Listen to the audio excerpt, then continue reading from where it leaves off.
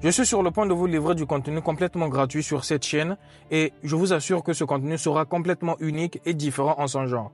Sur cette chaîne, chacune de mes vidéos abordera un sujet bien précis ayant toutes pour objectif de pouvoir vous permettre de vous enrichir, d'éviter la faillite et de savoir faire les bons choix en ce qui concerne les finances. Nous ne nous baserons pas seulement sur mon expérience propre. Vous pouvez voir la fumée qui se dégage, que nous allons mettre ici. Et ici, ça chauffe énormément. Et ensuite, une fois ici, ça c'est l'endroit de la fusion.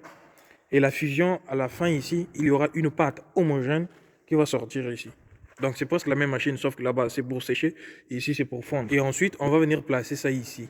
Ici, ce sont des moules qui ont déjà la forme que nous avons vu là-bas.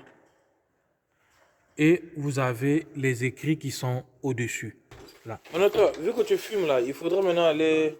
Ouais, parce que j'ai vu ta cigarette dans la toilette là. Ouais, mais seulement demain, à partir de maintenant, ça change complètement, d'accord? On ne veut pas avoir de soucis ici. Mais nous prendrons également des cas de figure, des entrepreneurs à succès qui ont fait du succès, mais surtout des entrepreneurs qui ont eu à échouer et prendront leur histoire pour essayer d'étudier les pièges auxquels ils ont été confrontés et pour pouvoir vous éviter, à vous et à moi en tant que jeune entrepreneur, de pouvoir reproduire les mêmes erreurs pour ne pas tomber dans les mêmes bêtises. Sur la mise en situation de cette vidéo, je vais vous parler de Harry. Harry est un jeune Américain, né et grandi aux États-Unis. Il est issu de la classe moyenne, ça veut dire qu'il est issu des parents qui ne sont pas forcément pauvres, mais qui ne roulent pas sur l'or non plus.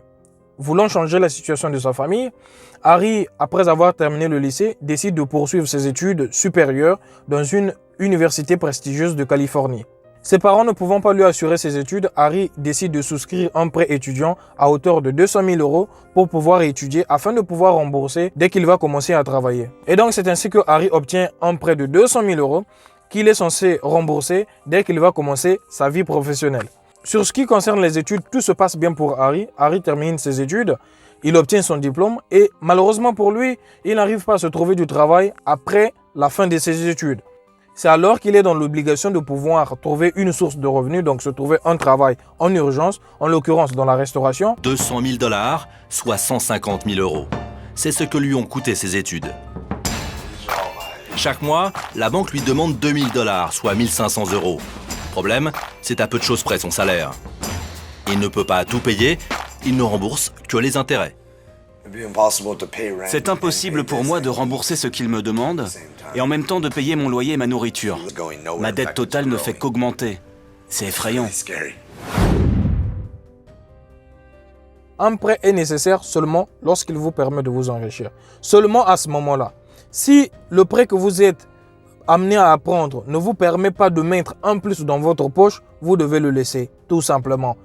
Et essayez juste par d'autres moyens de pouvoir assurer la charge ou la facture que vous avez à gérer à ce moment-là. Si un prêt ne vous permet pas de pouvoir vous enrichir, vous devez abandonner ce prêt.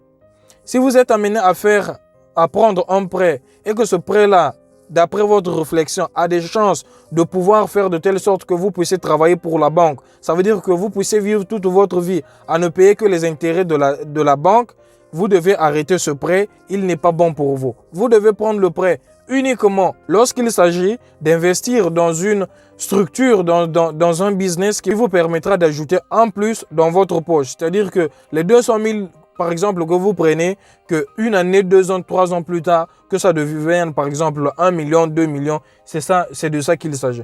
Merci beaucoup et j'espère vraiment que ce concept vous plaira. N'oubliez pas de vous abonner. S'il y a des points que vous aimeriez souligner, vous pouvez me les écrire en commentaire ou alors vous pouvez peut-être me faire part de votre avis qui peut être un avis contraire et je me ferai un plaisir de vous lire et de vous répondre dans les commentaires.